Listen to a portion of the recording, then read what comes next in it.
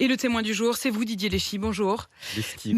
Leschi, merci d'être avec nous dans ce studio. Vous arrivez justement de Calais, puisque vous êtes directeur général de l'Office français de l'immigration et de l'intégration, et que vous avez été nommé médiateur par le ministère de l'Intérieur pour aller à Calais, rencontrer notamment les 3 personnes qui sont en grève de la faim là-bas, pour dire leur détresse face à la situation des migrants. Ils demandent l'arrêt des expulsions des migrants. Vous proposez un SAS en réponse. Un SAS, ça consiste en quoi?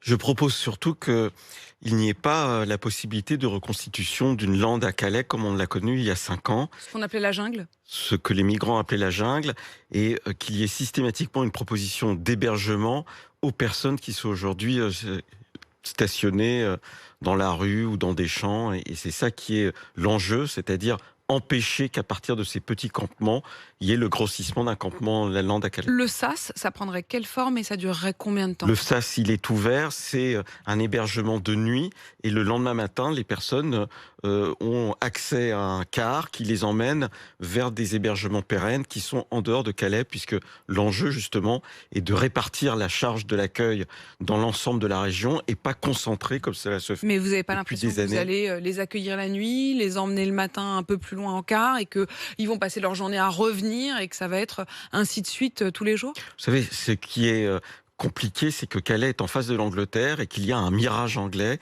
qui fait que depuis le début de l'année, plusieurs dizaines de milliers de personnes sont arrivées sur la côte et espèrent passer en Angleterre.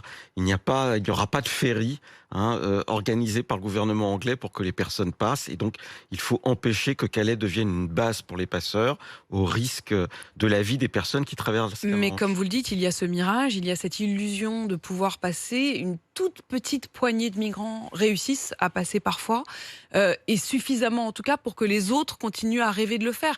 Ce mirage, il ne va pas disparaître. Non, c'est la complexité de la situation, et Calais est aussi le reflet du chaos du monde et qui ne va pas s'arrêter du jour au lendemain. C'est pour ça qu'il ne faut pas faire preuve ni de dureté ni d'angélisme, et que la ligne fixée dans la médiation, c'est justement mieux prendre en charge les personnes quand elles sont là. Je rappelle que l'État distribue tous les jours des centaines de repas, organise des cartes pour aller aux douches, organise l'accès à la santé quand il y a un besoin urgent. Et en plus, les forces de l'ordre, tous les jours, ont une action pour empêcher que les personnes se noient dans la Manche.